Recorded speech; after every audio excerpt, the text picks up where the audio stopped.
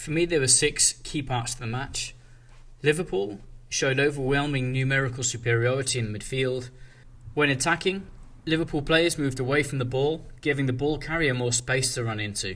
The third important part of the game for Liverpool was the substitution of Shaqiri, looking for passes in between the lines, just playing on the shoulders of the Manchester United midfield and forwards, breaking forward, playing short passes, looking for the ball, and ultimately finished the game with a couple of lucky finishes, if we're going to be honest. Manchester United, well, they attacked a lot with the long ball. For me, Jesse Lingard was both good and disappointing at the same time, and Lukaku was just completely overwhelmed by Van Dijk. Just too good for him, always reading his play.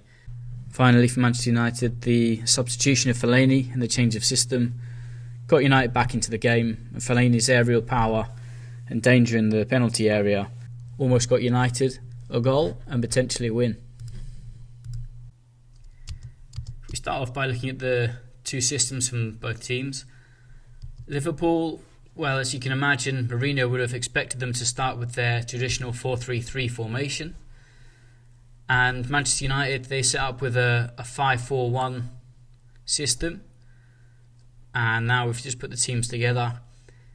This is how I imagine Mourinho would have expected the game to go. Liverpool to play their 4-3-3 traditional.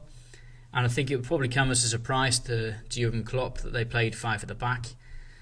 I can imagine Mourinho would have played this system to try and nullify the 3 attacking forwards of Liverpool and to try and create numerical superiority in the defensive line. What do I mean by that? I'm talking 5 against 3 in this sector. However, Liverpool moved Firmino backwards into this space, out of that area, and Mane and Salah inside, almost creating a diamond formation. This created numerical superiority for Liverpool. This left the Man United midfielders 4 against 2, with Lingard trying to move back into this space to try and prevent the overload. However, this was a key for the match, and Liverpool completely dominated by this. One thing that surprised me with Manchester United during the game is that quite frequently Lukaku, Lingard and Rashford were all found over one side of the pitch, thus leaving the other side of the pitch free. And often, also, they were left upfield. They didn't track back, as you would expect, possibly because they were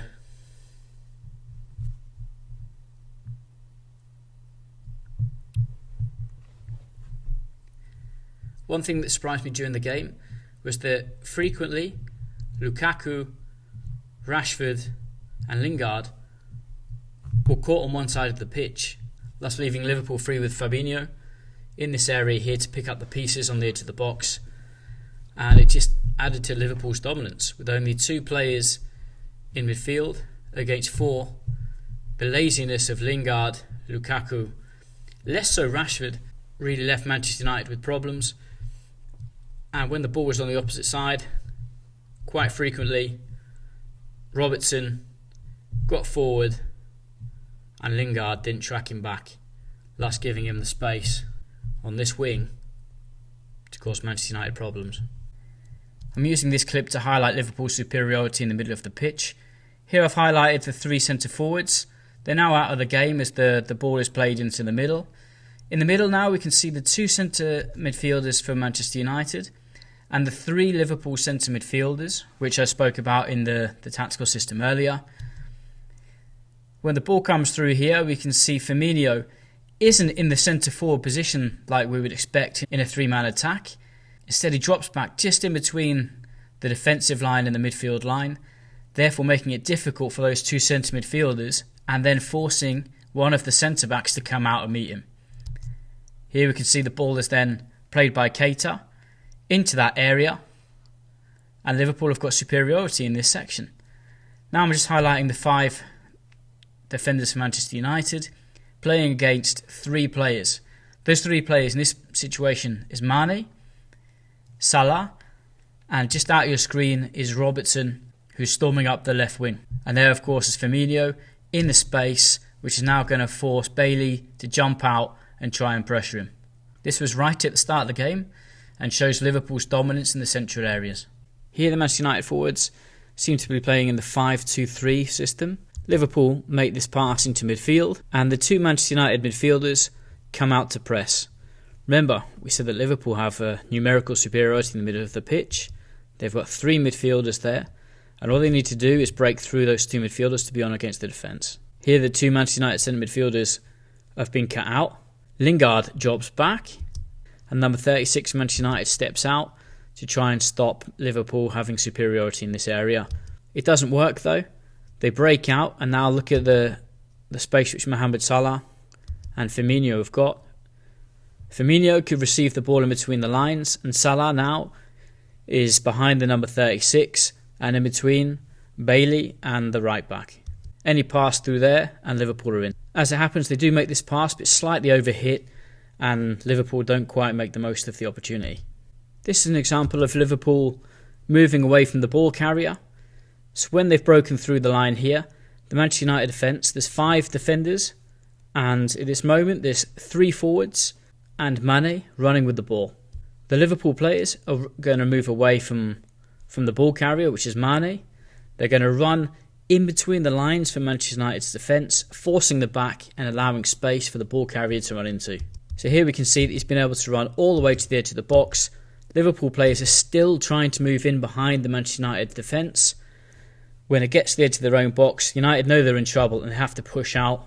And on this occasion they manage to clear the ball, but only comes out a short distance. And Fabinho beats Lingard to the ball in an important area where Lingard really should be winning that ball and preventing Liverpool from having a shot from the edge of the box. Another example, Liverpool here play out from the goalkeeper. The ball comes into Wijnaldum and he's going to make a pass into Mane on the right wing. When the ball comes into Mane here, he's got 2 teammates and 5 Manchester United players around him, so it's quite difficult to get out of this situation. However, the Liverpool players run away from the ball carrier, dragging the Manchester United defence out the way of Mane, and he's able to dribble the ball inside. Here we can see the space that's opened up, and we can also see that the 3 Liverpool players are all making different runs in behind the defence, dragging the players away from Mane, and he's able to drive inside.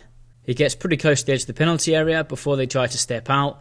A little 1-2 here with Keita, and it doesn't quite come off for them, but it just shows that moving away from the ball carrier, running in behind the defence can drag Manchester United's defence all over the place.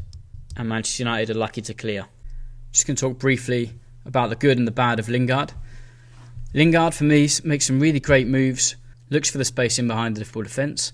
Here United play out, and when the ball comes to the fullback, Lingard is looking to get that pass in behind the Liverpool defence.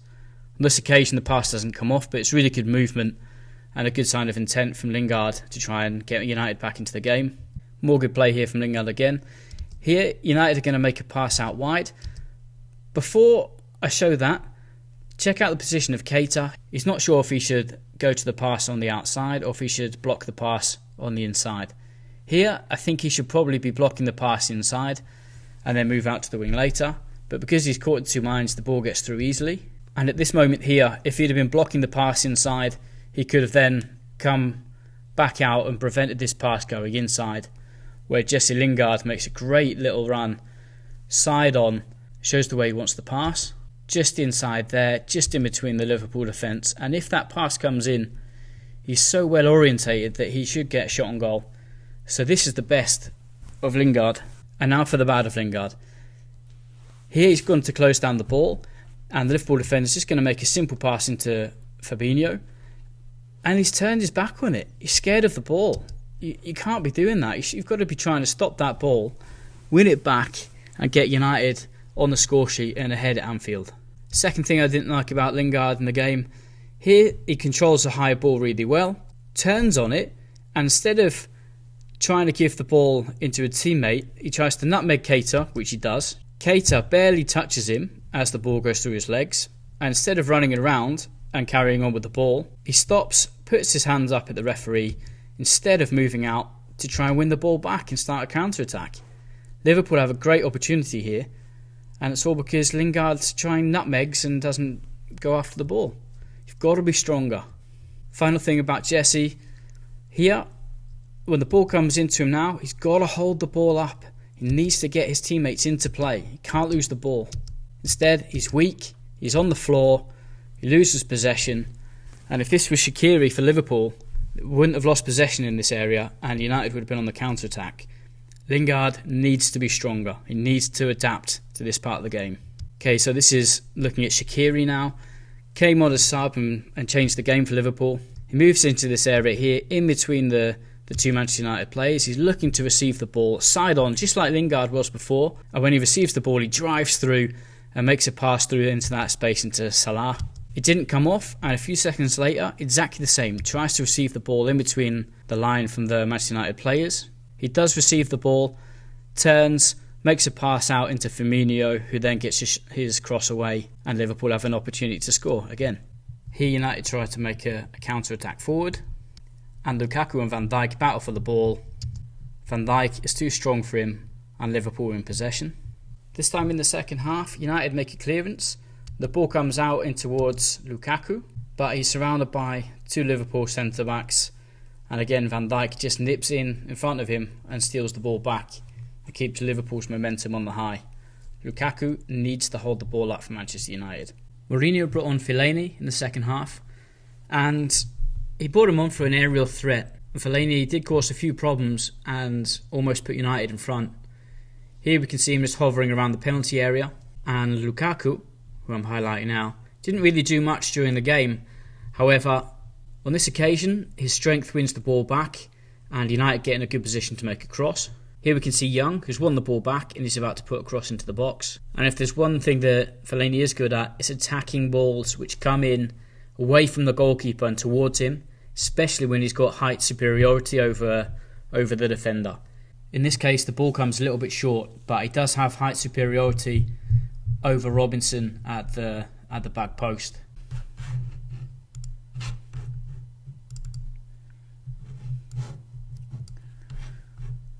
Okay, so in summary, Liverpool had superiority in the middle of the pitch.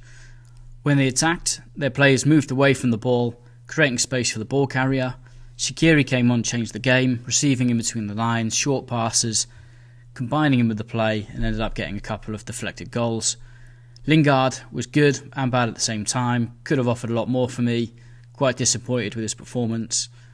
Lukaku was in Van Dijk's pocket for most of the game, and really United had more chances when Fellaini came on, and they changed the system. Perhaps they should have started with four at the back instead of 5.